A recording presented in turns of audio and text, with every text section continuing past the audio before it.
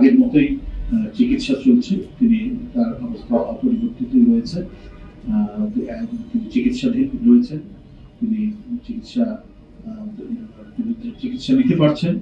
তো আর এই যে মেডিকেল টেকনিক্যাল যে বিষয়গুলি নিয়ে হয়তো কিছুক্ষণের মধ্যেই ম্যাডামের চিকিৎসক ডাক্তার জাহিদ, বিএনপি জাতীয় স্থায়ী কমিটির সদস্য, তিনি কথা বলবেন। আমি শুধু এইটুকুই আপডেট পেয়েছি যে চিকিৎসা বিদ্যমান রয়েছে।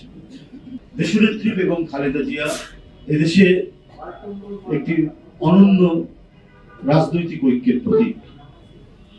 আমাদের জাতীয় রাজনীতি এক মহান দিশারি, যিনি বারবার অসংখ্য জুলুম, নির্যাতন, নিপীড়নের মধ্যেও দেশের মানুষের কাছে এতটাই এই নিপীড়ন নির্যাতনের মধ্যেও যাকে তার সিদ্ধান্ত এবং অটল মনোভাবকে নড়ানো যায়নি, তার নামই তো বেগম খালেদা জিয়া।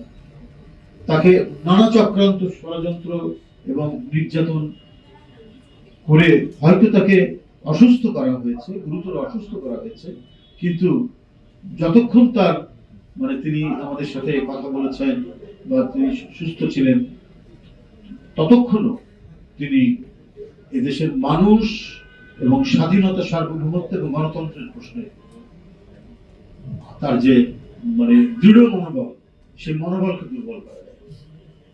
তিনি গুরুতর অসুস্থ অবস্থায় ভারতীয় হাসপাতালে। আমরা প্রত্যেকেই, সারা জাতি এবং আন্তর্জাতিক সম্প্রদায় পর্যন্ত তার জন্য দোয়া করছে। আল্লাহ যেন তাকে দ্রুত আরোগ্য করে, দ্রুত সুস্থতা দান করে, যাতে তিনি আবারও জনগণের মধ্যে ফিরে আসতে পারেন, তার দেশের মানুষের কাছ থেকে এসে তিনি যাতে তার রাজনৈতিক কর্মকাণ্ড এবং জাতির অভিভাবক হিসাবে জাতির নেতৃত্ব দিতে পারেন। এটাই আজকে তৃণমূল থেকে সারা জাতির প্রত্যাশা এবং আন্তর্জাতিক সম্প্রদায় উদ্বিগ্ন এবং উৎকণ্ঠার সাথে তার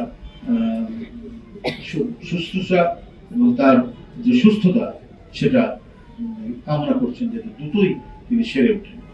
এই মহান দেশপ্রেমিক নেত্রী, দেশনেত্রী বেগম খালেদা জিয়া আশু সুস্থতা কামনায় আগামীকাল শুক্রবার প্রতিটি মসজিদে, দেশের প্রতিটি মসজিদে, মন্দিরে এবং অন্যান্য ধর্ম সম্প্রদায়ের উপাসনালয়ে তার আরোগ্য কামনায় অন্যান্য সম্প্রদায়, ধর্মীয় সম্প্রদায়, হিন্দু, বৌদ্ধ, খ্রিস্টান, তারা প্রার্থনা করবেন এবং বাংলাদেশের প্রতিটি মসজিদ, সেখানে তার আরোগ্য কামনায় আমরা দোয়া এবং মোনাজাত করব। প্রতিটি মসজিদে মসজিদে দোয়া এবং মোনাজাত করা হবে তার দ্রুত সুস্থতার জন্য।